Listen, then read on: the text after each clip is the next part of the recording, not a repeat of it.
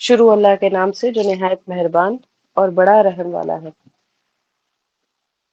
نحمدہ ونصلی علی رسولہ الکریم، رب اشرح لی صدری ویسر لی امری واحلل عقدۃ من لسانی یفقہوا قولی، ربی یسر ولا تعسر وتمم بالخیر وبک نستعین۔ اللہم صلی علی محمد وعلی آل محمد وعلی آلہ وصحبہ وبارک وسلم۔ ربنا اتمم لنا نورنا واغفر لنا انک علی کل شیء قدیر۔ الحمدللہ ہم اپنا سیکنڈ باب کے اختتام کی طرف ہیں، اور آج ہم شروع کریں گے اس کی ہیڈنگ سے بزرگوں کے ارشادات کی روشنی میں۔ اور پہلے ہم ایک حدیث پڑھ لیتے ہیں۔ رسول اللہ صلی اللہ علیہ وسلم نے فرمایا، جو شخص مجھے اس چیز کی ضمانت دے جو اس کے دونوں جبڑوں یعنی دانتوں کے درمیان ہے یعنی زبان، اور اس چیز کی جو دونوں پاؤں یعنی شرمگاہ کے درمیان ہے، دونوں پاؤں کے درمیان ہے یعنی شرمگاہ، تو میں اسے جنت کی ضمانت دیتا ہوں۔ اور یہ حدیث ہے صحیح بخاری کی 6474۔ تو چلیے اس حدیث کے ساتھ ہم شروع کرتے ہیں۔ مشائخ کرام نے اپنے مریدوں اور تعلق والوں کو بدنظری سے بچنے کے لیے بہت سے طریقے بتائے۔ بنیادی طور پر انہیں دو حصوں میں بانٹا جا سکتا ہے۔ پہلا حصہ ہے خیال بدلنا۔ جب بھی انسان کا نفس غیر محرم کی طرف دیکھنے کا تقاضا کرے تو سالک کو چاہیے کہ وہ اپنا دھیان غیر محرم کی طرف سے ہٹا کر دوسری طرف جما لے۔ ذہن میں ارادے سے کوئی خیال سوچیں گے تو غیر محرم کا خیال اپنے آپ دور ہو جائے گا۔ چند مثالیں خدمت پیش ہیں۔ امام غزالی رحمۃ اللہ علیہ فرماتے ہیں کہ اے عزیز، جان لو کہ جب کوئی غیر محرم کے سامنے سے گزرے تو شیطان تقاضا کرتا ہے کہ تو اس پر نظر ڈال اور دیکھ کہ کیسی ہے۔ اس وقت شیطان سے بحث کرنا چاہیے کہ میں کیوں دیکھوں؟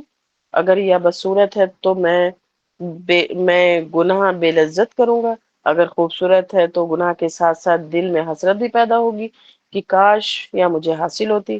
ہر عورت تو حاصل ہو نہیں سکتی، لہٰذا دل کو پریشان کرنے کا کیا فائدہ؟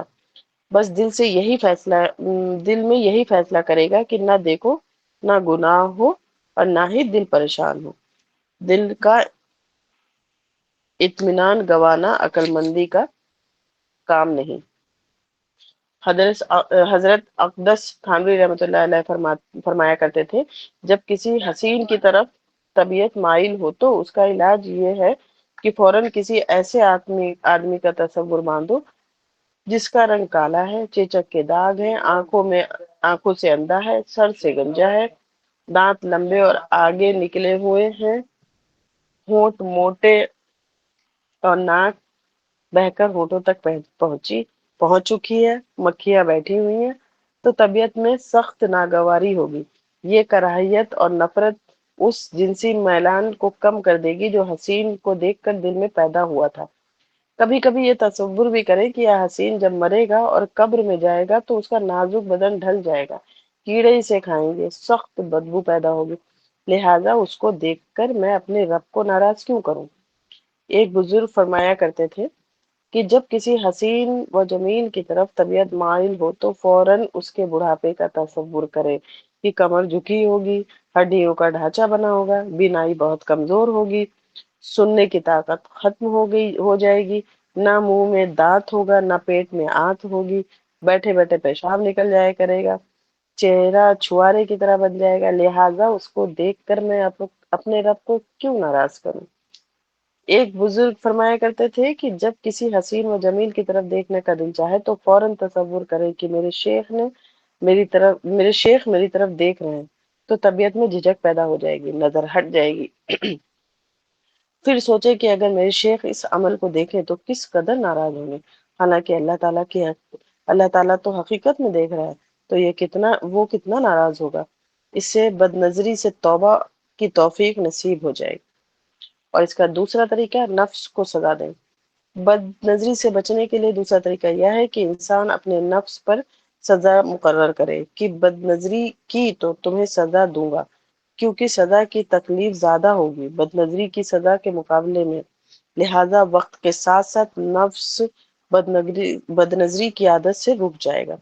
حضرت اقدس تھانوی رحمۃ اللہ علیہ فرمایا کرتے تھے کہ بد نظری کرنے والا 20 رکعت نفل کی سزا طے کر لے، ایک دو دن میں ہی نفل ایک دو دن میں ہی نفس چیخ اٹھے گا اور بد نظری سے باز آ جائے گا۔ شیطان بھی کہے گا کہ یہ آدمی ایک مرتبہ بد نظری کرنے پر 40 بار سجدے کر رہا ہے، ایسا نہ ہو کہ اس کے گناہ نیکیوں میں بدل جائیں، میری زندگی بھر کی محنت ضائع ہو جائے، لہذا اس آدمی کو بد نظری کے لیے اکسانا ہی نہیں چاہیے۔ یہ طریقہ بہت صحیح ہے، نماز کا بھی اجر ملے گا اور ساتھ ساتھ عادت بھی چھوٹ جائے گی۔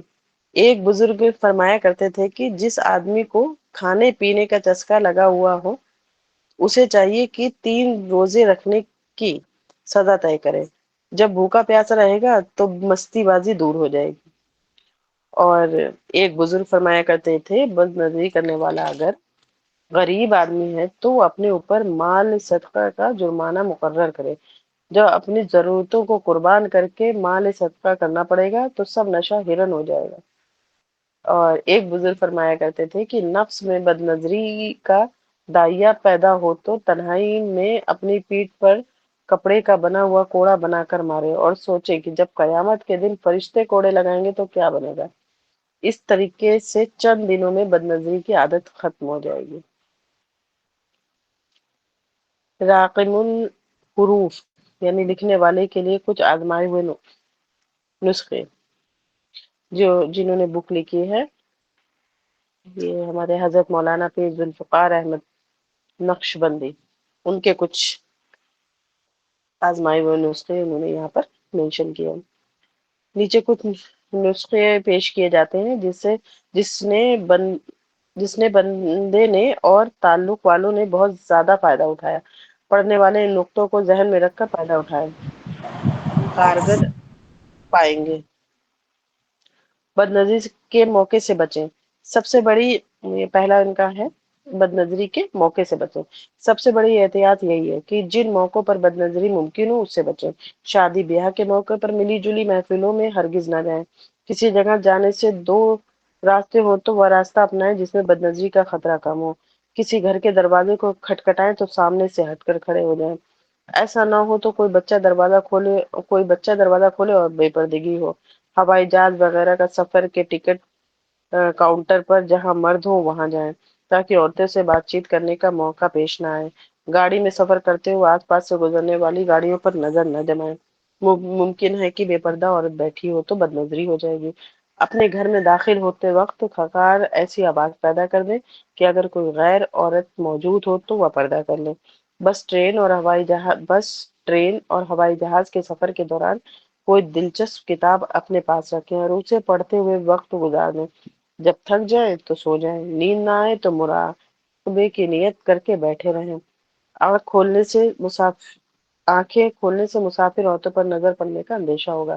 راستہ چلتے وقت نگاہ اس طرح نیچے رکھیں کہ قریب سے گزرنے والوں کے پاؤں سے اندازہ ہو کہ مرد ہے یا عورت۔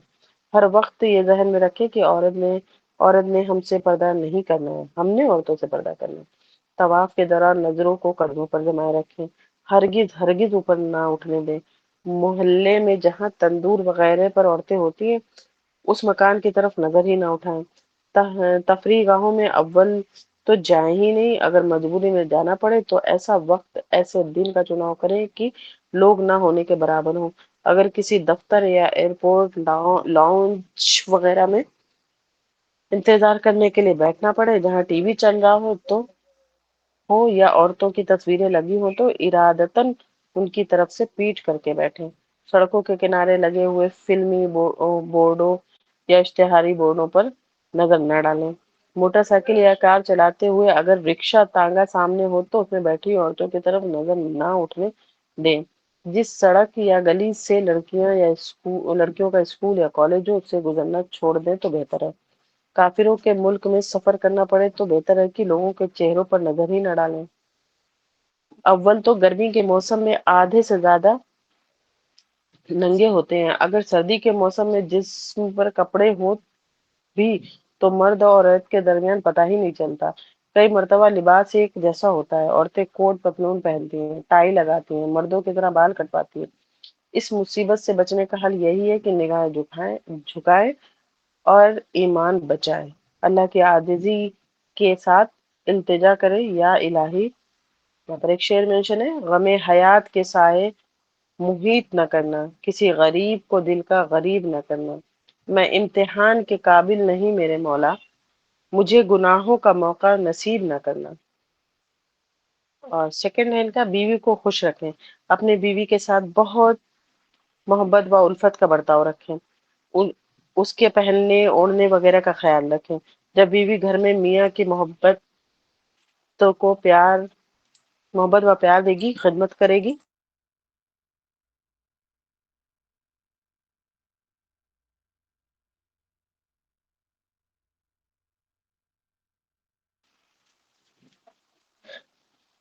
جب بیوی گھر میں میاں کو محبت و پیار دے گی، خدمت کرے گی، مسکراہٹوں سے استقبال کرے گی، تو خاوند کی طبیعت غیر محرم کی طرف متوجہ نہیں ہوگی۔ ذرا غور کریں اس صورتحال پر جب میاں بیوی کا روزانہ گھر میں جھگڑا ہو، پریشان حال خاوند دفتر سے بغیر ناشتہ کیے پہنچ جائے، وہاں اس کی بے پردہ کارکن خاتون مسکرا کر انتہائی ہمدردی لہجے میں پوچھے کہ سر آپ کیسے ہیں، تو اس لڑکی کی مسکراہٹ خاوند کو اس دیواجی زندگی میں زہر گھول دیتی ہے۔ اس صورت میں ہنستے بستے گھر تباہ ہو جاتے ہیں۔ جب گھر میں خوبصورت بیوی جھگڑے کرتی رہے تو باہر کی کالی کلوٹی عورت بھی حور پری نظر آنے لگتی ہے۔ لہٰذا میاں بیوی دونوں کو کوشش کرنی چاہیے کہ گھر میں الفت و محبت کا ماحول رہے تاکہ باہر کی گندگیوں سے بچنا آسان ہو۔ عام طور پر بد نظری وہی لوگ کرتے ہیں جن کی بیوی نہیں ہوتی، یا بیوی ہوتی ہے مگر وہ بیوی سے جنسی طور پر مطمئن نہیں ہوتے۔ قرآن مجید نے بیوی کا مقصد بتایا، یہاں پر اس کا ترجمہ ہے تاکہ تم ان سے سکون پاؤ، اور جو بیوی پرسکون خاوند کو پریشان کر دے تو وہ اللہ کے سامنے کیا جواب دے گی۔ آج کا نوجوان اگر بیوی کو اس شوق سے دیکھے جس شوق سے ٹی وی کو دیکھتا ہے تو بیوی جنت کی حور نظر آنے لگ جائے گی۔ سنا ہے کہ محبت کے غلبے میں زلیخا نے ہر چیز کا نام یوسف رکھ دیا تھا، اسے دنیا میں یوسف علیہ السلام کے سوا کچھ نظر ہی نہیں آتا تھا۔ جب بیوی اور خاوند میں ایسی سچی محبت ہوگی تو خاوند کو کسی غیر محرم کی پر نظر ہی نہیں پڑے گی۔ اور اس کا تھرڈ انہوں نے بتایا، اپنے آپ کو بے تما کر لیں۔ سالک بار بار اپنے دل میں یہ خیال جمائے کہ میں اللہ رب العزت کو ناراض نہیں کرنا چاہتا، میری غیر محرم پر اٹھنے والی ہر نظر مجھے میرے محبوب حقیقی سے دور کرے گی، جبکہ غیر محرم سے ہٹنے والی ہر نظر مجھے محبوب حقیقی کا قرب نصیب کرے گی۔ لہٰذا میں نے اللہ تعالیٰ کے قرب کو اپنے لیے چن لیا ہے، اس کی محبت میں آ کر غیر محرم کی طرف دیکھنے سے توبہ کر لی ہے۔ اب جو کوئی بے پردہ عورت سامنے آئے گی مجھے اس سے کوئی لالچ نہیں، یہ وہ نیلی یا پیلی ہے یا پتلی ہے یا موٹی ہے، گوری ہے یا کالی ہے، حور ہے یا ڈائن ہے، کسی اور کے لیے ہے، میرے لیے نہیں۔ جب مجھے اس سے کوئی مطلب پورا نہیں کرنا تو دیکھنے کا کیا فائدہ۔ گلی بازار سے گزرتے ہوئے جب نفس غیر محرم کی طرف دیکھنے کی کوشش کرے تو فوراً اپنے دل میں یہ خیال دہرائے کہ مجھے اس سے کوئی تما نہیں۔ آپ آپ نے تجربہ کیا ہوگا کہ اگر کسی بس میں یا انتظار گاہ میں کوئی مرد آپ کے قریب والی کرسی پر بیٹھ جائے تو آپ کو محسوس ہی نہیں ہوتا، اور اگر کوئی عورت بیٹھ جائے تو ذہن منتشر ہو کر کسی کے بارے میں سوچنا شروع کر دیتا ہے۔ یہ سب اس لیے کہ نفس کو تما ہوتی ہے۔ اگر وہی بوڑھی عورت ہو تو پرواہ ہی نہیں ہوتی۔ یہ اس بات کا ثبوت ہے کہ نفس میں خباثت ہوتی ہے۔ لہذا اس ہوس کو دل سے ارادتاً دور کرنے کی کوشش کریں۔ رات کے آخری پہر میں تہجد کے بعد اللہ رب العزت سے دعا مانگے کہ اے مالک مجھے غیر محرم سے بے تما کر دے۔ اے یہ اے وہ ذات جس کی انگلیوں میں انسانوں کے دل ہیں، میرے دل سے غیر محرم کی ہوس نکال دے تاکہ میرے لیے غیر محرم میں اور دیوار میں کوئی فرق نہ رہے۔ اس کی برکت چند دنوں میں ظاہر ہو کر رہے گی۔ آزمائش شرط ہے۔ اور فورتھ پوائنٹ ہے ان کا، حور کی خوبیوں کا تصور۔ اگر نفس غیر محرم کی طرف دیکھنے کی خواہش کرے تو سالک اپنے دل میں حور کی خوبیوں کا تصور کرے۔ مثلا خیمے میں رکی رہنے والی حوریں، نیچی نگاہ رکھنے والی، ان سے کسی آدمی یا جن نے قربت نہیں کی، حیض و نفاس سے پاک بیویاں، یاقوت مرجان جیسے موتیوں کی طرح، ان تمام صفات کو نگاہ میں رکھ کر غیر محرم کے بارے میں سوچیں کہ کبھی حیض کا بدبودار خون جاری ہے، کبھی نفاس کا جاری ہے، روزانہ کئی بار پیشاب پخانے کی گندگی پیٹ سے نکلتی ہے، ناک صاف کرتی ہیں، منہ سے بلغم خارج ہوتے ہیں، بغلوں سے پسینے کی بو آتی ہے، سر میں جوئیں پڑی ہیں، چند دن نہ نہائے تو جسم میں بدبو آنے لگتی ہے، مسواک نہ کریں تو منہ سے بدبو آنے لگے، بیمار ہو جائیں تو چند دن میں لاغر ہو جائیں گی، بوڑھی ہوں گی تو چہرہ چھوارے کی طرح بن جائے گا، منہ میں دانت نہیں رہیں گے، پیٹ میں آت نہیں رہے گی، کمر جھکا کر چل رہی ہوں گی، منہ سے الفاظ پورے نہیں نکلیں گے، پوشیدہ حصوں کے بال نہ صاف کریں تو جنگل کا نمونہ بن جائیں، ہر وقت پیٹ میں پیشاب و پخانے کی گندگی اٹھائے پھر رہی ہیں۔ کیا ایسی عورتوں کی طرف نظر اٹھا کر میں اپنے پروردگار کو ناراض کروں، جنت کی نعمتوں اور حوروں سے محروم ہو جاؤں؟ وہ حور جو ہمیشہ کنواری رہے گی، موتیوں کی طرح چمکتی ہوگی، جسم سے ہر حصے سے خوشبو آئے گی، پاک و صاف ہوگی، اگر تھوک کھانے پانی میں ڈال دیا جائے تو وہ میٹھا ہو جائے، اگر انگلی عرش سے نیچے نکالے تو سورج کی روشنی مانند پڑ جائے، اگر مسکرا کر بات کرے تو مردہ بھی زندہ ہو جائے، جس کو کسی غیر نے ہاتھ نہیں لگایا ہوگا، جس کے دل میں محبت کے اٹھتے ہوئے جذبات کو انسان اپنی آنکھوں سے دیکھ سکے گا، نہ بیماری ہوگی نہ خواری ہوگی، بالا خانوں میں بیٹھی خاوند کا انتظار کر رہی ہوں گی۔ میں نے ایسی وفادار حسین و جمیل بیوی غیر محرم کی طرف ایک نظر اٹھا کر دیکھنے کی خاطر محروم ہو جاؤں؟ یا کہاں کی عقل مندی ہے؟ بس دنیا میں میرے لیے میری بیوی ہے اور آخرت میں میرے لیے حوریں ہیں، گلی بازار میں پھرنے والی سے مجھے کوئی لالچ نہیں، میں غیر محرم سے ہر نظر بچوں گا، اپنے رب کو مناؤں گا اور حوروں کا حقدار بن کر دنیا سے جاؤں گا۔ ففتھ پوائنٹ، دیدار الہی سے محرومی کا تصور کرو۔ حدیث پاک کا مفہوم ہے کہ جنت میں جنتیوں کو اللہ تعالیٰ کا دیدار نصیب ہوگا، کچھ کو ایک بار ہوگا، کچھ کو ہر سال ہوگا، کچھ کو ہر مہینے ہوگا، کسی کو ہر جمعے کے دن ہوگا اور کچھ لوگوں کو تو ہر روز ہوگا۔ ایسے میں وہ آدمی جو دنیا میں نابینا پیدا ہوا اور اس نے نیکوکاری اور پرہیزگاری اور صبر و شکر والی زندگی گزاری، اس کو یہ سعادت نصیب ہوگی کہ وہ ہر وقت اللہ تعالیٰ کا دیدار میں دھوت رہے گا۔ اللہ تعالیٰ فرمائیں گے یہ میرا بندہ ہے جس نے دنیا میں کسی غیر کو محبت کی نظر سے نہیں دیکھا، اب یہ جب چاہے میرے چہرہ انور کا دیدار کرے۔ سبحان اللہ۔ بعض علماء نے لکھا ہے کہ جو آدمی دنیا میں اللہ کی رضا کی خاطر غیر محرم سے اپنی ناراضگی یہ نظروں کی حفاظت کرے گا، اللہ تعالیٰ جنت میں ہر نظر کے بدلے ایک بار اپنے چہرہ انور کا دیدار عطا فرمائیں گے۔ سالک کو چاہیے کہ وہ اس مضمون کا مراقبہ کرے اور اپنے دل کو سمجھائے کہ میں چند لمحوں کی بد نظری کی وجہ سے اللہ تعالیٰ کے دیدار سے محروم کیوں ہو جاؤں۔ علامہ ابن قیم رحمۃ اللہ علیہ نے لکھا ہے، جنت میں عمل کا اجر اسی کی جنس سے ہوگا، لہذا جو اپنی غیر محرم کے چہرے سے آنکھ ہٹائے گا اسے اللہ تعالیٰ کے دیدار کی سعادت نصیب ہوگی۔ سالک کو چاہے کہ غیر محرم سے نظریں ہٹائے تاکہ اللہ تعالیٰ کا دیدار کا حقدار بن جائے۔ نیکسٹ پوائنٹ، اپنی ماں بیٹی کا تصور کرو۔ انسان کا نفس غیر محرم کی طرف للچائی نظروں سے دیکھنا چاہے تو فوراً دل میں ماں یا بیٹی کا تصور کریں اور اس کے بارے میں سوچنا شروع کر دیں۔ یہ اتنے مقدس رشتے ہیں کہ نفسانیت کے تقاضے اس طرح ختم ہو جاتے ہیں جس طرح پانی ڈالنے سے آگ کے شعلے بجھ جاتے ہیں۔ اگر یہ عمل حیادار اور شریعت کے پابند لوگوں کے لیے زیادہ فائدہ مند ہے۔ نیکسٹ پوائنٹ، آنکھوں میں سلائی پھرنے کا تصور کریں۔ آنکھوں میں سلائی پھرنے کا تصور کریں۔ علماء کرام نے لکھا ہے کہ بد نظری کرنے والا جہنم میں پہنچے گا تو فرشتے اس کی آنکھوں میں پگھلا ہوا سیسا ڈالیں گے۔ بعض کتابوں میں لکھا ہے کہ لوہے کی سلاخیں گرم کر کے اس کی آنکھوں میں گھونپ دی جائیں گی۔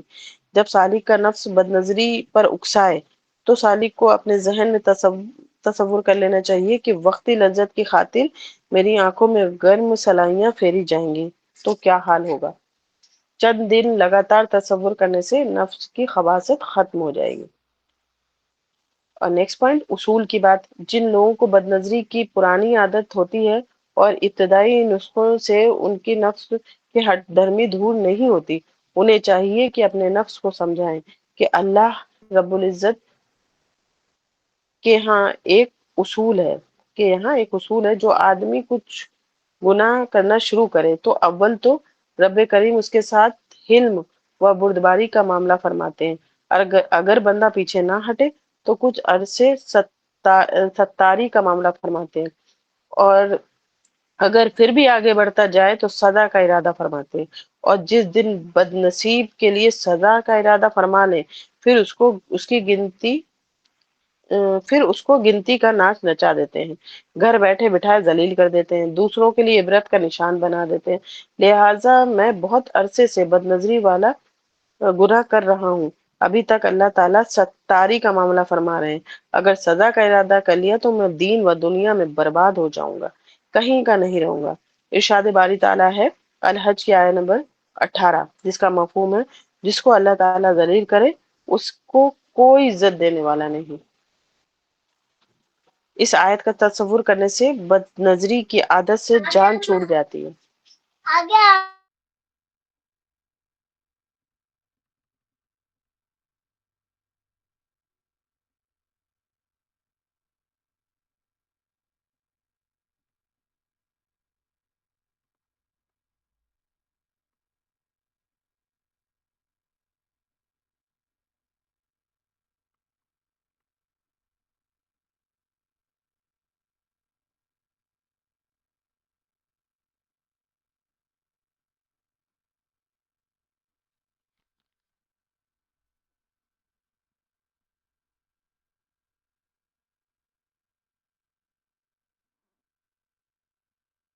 اللہ تعالیٰ ذلیل کرے اس کو کوئی عزت دینے والا نہیں ہے۔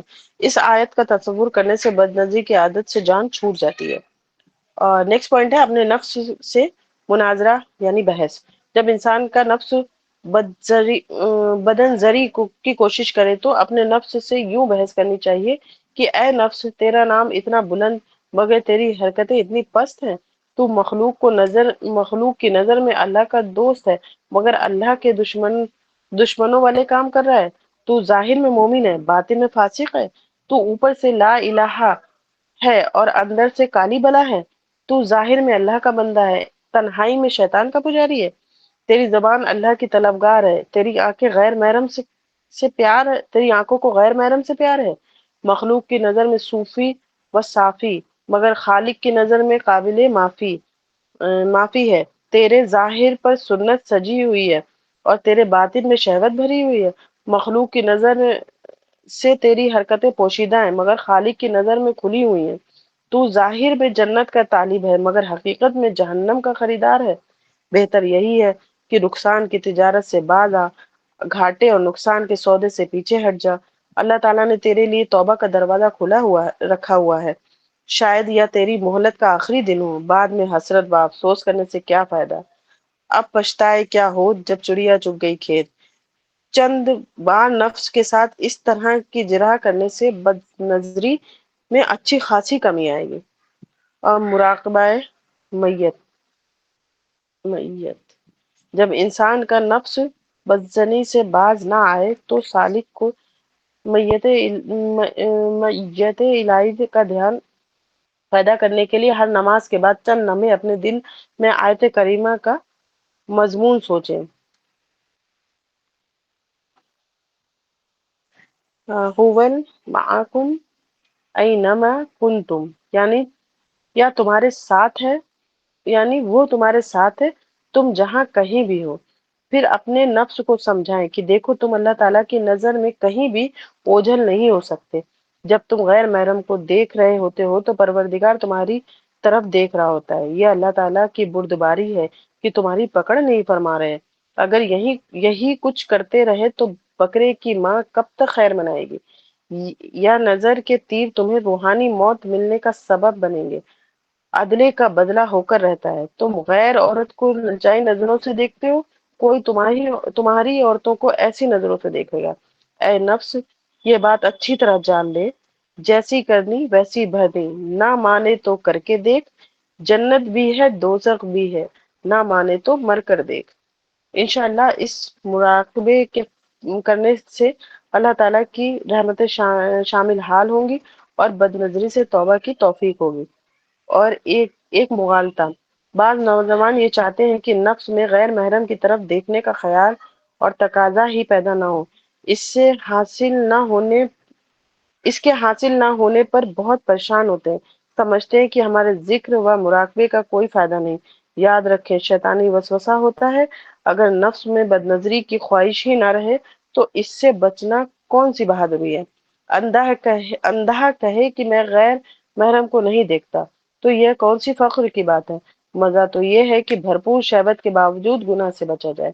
دل میں ندامت و شرمندگی کا پیدا ہونا اور غیر محرم کی طرف نظر اٹھانے سے بچ جانا یہ بہت بڑا جہاد ہے۔